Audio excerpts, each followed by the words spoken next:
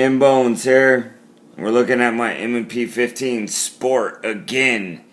Why? Well, I love this rifle, and I'm at about 3,300 rounds through it with no malfunctions. And it's been shooting everything from Wolf to reloads to PMC, American Eagle, Winchester, everything. We've tried and shot through it here, and I haven't had one hiccup. Part of that is great magazines, and this is a PMag from Magpool, and block the 10 because of the crappy place I live. These things are great. I practice mag changes a lot, just dropping them on the ground, and they're getting some wear and tear on them, but not one failure to feed. These things are awesome. Even if the follower is plastic, it's not a big deal. These things are great, and all over YouTube you have videos of these getting ran over, getting shot, all kinds of stuff. So Magpool, you're gonna hear a lot of that right now. This isn't a video about the rifle. The rifle is doing great. However, I wanted to do a dedicated video on just my upgrades, because I saved a lot of money by buying an entry-level rifle there, and I've done 2 videos on that. So this is dedicated strictly to the upgraded accessories I put on here. And buying the PMag, starting there, is probably your most important place to start. I mean, you could shoot off the iron sights all day long. You don't need a red dot right away, but you do need magazines right away. Next, I would go with the red dot. This is the Vortex Strike Fire. Man, it says it's a 4MOA dot. I am routinely hitting 9 out of 10 on sometimes 10 out of 10 on an 8-inch plate at 100 yards with no problems. I'm out shooting guys with way better optics than me. So yeah, I love this thing. It's held at 0. It's been banged around. I'm still on the original battery, and I keep leaving it on for a couple days at a time. It says it's waterproof. I'm not going to test that. I'm going to do a separate review on this, but I highly suggest it. Next, let's go with get a set of quad rails to replace those handguards, man, if you want. The regular handguards, stock handguards are fine. I prefer to run some type of vertical grip here. This is more of a placeholder. I never run my gun with my hand around the grip like this. It's just kind of old school, and the competition shooters and the special ops community is just kind of, they're getting away from that. Now, if you shoot great like that and you've been shooting for years, then just keep shooting like that. But I really like to C-clamp the handguards and get a really good firm grip on everything. This is Midwest Industries. You can see the logo right here. It's just their drop-in, their new one. It's like 7.5 ounces or something like that. Extremely lightweight. The first set of rails I had on there did their job, but not like these. These are lightweight, great, made in the USA. And I dig the flat dark earth. It makes your rifle look sick. One of the main features on this are these holes are set up for standard QD swivels and quick detach swivels. But they don't allow them to rotate all the way around, which means your sling's not going to get twisted up, which is great. So highly recommend Midwest Industries drop-in replacement. Like I said, super lightweight, and they look sick. Now, that brings me to the sling. You need a good sling, a Magpool, an SOE, something worth it. So it's going to be kind of expensive getting a good sling and the QD attachments and all that stuff. So do it anyways. I love this VTAX quick adjust sling. It tack. They make awesome stuff. So this is friggin' all the way in, and you just pull this tab and it extends out. And then I use the quick the QD swivels and just take them out. And so that brings me to the stock. This stock is the Magpul CTR. I don't suggest getting the cheaper one because you want this QD swivel.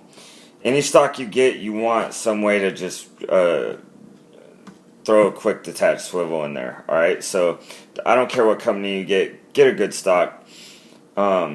Just make sure it's got that. Make sure it locks down, and make sure it has a decent butt pad on there. Alright, and this will lock down, locks into place, and then this locks it down. And then there's no play. The play is in the rest of the gun. So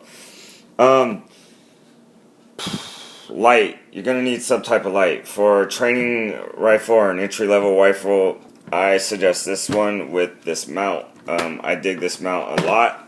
It's like $5 on Amazon, and you can just twist this and pull your light off. And what light am I running? Well, I'm running the Streamlight Polytac LED. I think this light's about $35. It's 130 lumens. I like the button on the back of it. It's waterproof. It's shockproof. I beat the snot out of this light. Yeah, I have other lights that are more fancy, but that thing is tough as nails. I like this so much that I bought a second.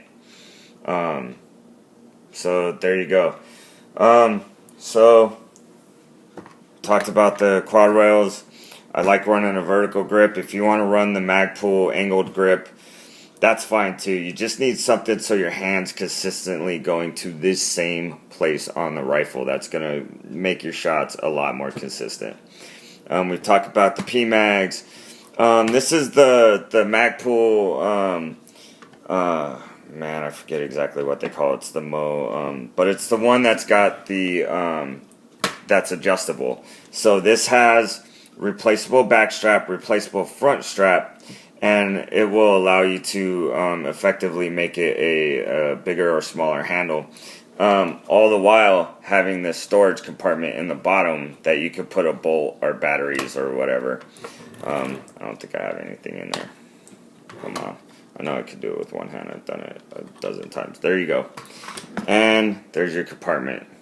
Can't see because the sun's coming through the blinds and everything up. And then it just slides back in. Let's see if I could do it through the viewfinder because you got it. There we go. So Magpul stock, Magpul grip, Magpul pistol, vertical grip. It came with Magpul sights. Now, are these M-Bus the best in the world? Nah, but they've held up pretty good. I mean, I don't use them a lot, but I dialed them in when I first got the rifle 8 months ago, and they've stayed that way. So now on to the two things that you don't need, but I really recommend them, and I think they're great. And one's the bad lever, which is this lever right there, right here, which effectively comes over here onto the bolt release, or the ping pong paddle, some people call it. And honestly, if you look at it, it doubles the size of this. I have a whole review on the bad lever. Hasn't got a lot of hits, but it's worth it. Doubles the size of the top, but this bottom part, that this little nub you would push in to lock the bolt back, I mean, you're pushing in this whole piece right here. So it makes it like 4 times as big. Now, do you have to run it through the handguard and out the trigger well over here? Well, some people are saying it's a safety hazard. I don't see how, because I'm just like, look, nowhere near the trigger. So I don't get it. And you just push up like this and pull the charging handle, and you can lock the bolt to the rear. if you feel that it's a safety hazard, cut the damn thing right here with the hacksaw or whatever, and you're good to go. Now, the next thing, and I highly recommend this, highly recommend this, that charging handle. You can see the latch is a little bit extended. That's the Bravo Company Gunfighter charging handle. I'm actually going to bring it down here real quick. Get out of the light. Here we go. It allows you to effectively do it one-handed. Alright? I could go and reach up and rack around with just this finger all day long. Look at that. Look at how much extra real estate you have. This, I believe, is the Mod 4. It's the medium size. The small, too small. The large one, too large. It'll start getting, it sticks out to here and it'll start getting caught on all your gear. Go with the medium one. This is, man, I don't want to say it's a necessity, but it's kind of a necessity. If you really want to be running this weapon system, you need to go ahead and get the Bravo Company Gunfighter charging handle, the medium one. Like I said, I think it's the Mod 4. It is just heavy duty and a hell of an upgrade. The only other thing I've done to this rifle is, if I crack it open here, you might be able to see it. I replaced the buffer with a Spikes tactical buffer. Release the bolt. Open this up. And it's pretty dirty right now. So you can't see their logo. But that's actually a heavy duty buffer that's filled with tungsten powder instead of the little weights. Is that worth it? Well, they say it's going to negate the felt recoil. And I'm going to say, nah, not totally. However, I do think it keeps the gun flatter, so your follow-up shots are coming a lot quicker. And I'm running out of time, so that's all the accessories I've done to my AR. I think, that's all you need for a training rifle, or maybe a home defense rifle. If you're going past that, you might be throwing, that's cool, awesome. If you got the money, go for it. But that's, I think, what you need, the bare essentials of what you need to do. And the maximum of what you need to do. I wouldn't, even if I was, had to go to war with the neighborhood because we're in, Raw or something. This is how I'd run it. And during the day, I probably wouldn't even, I'd still run the light if it came down to it. But that's that. Alright, you have any questions, hit me up. Otherwise, I'm out.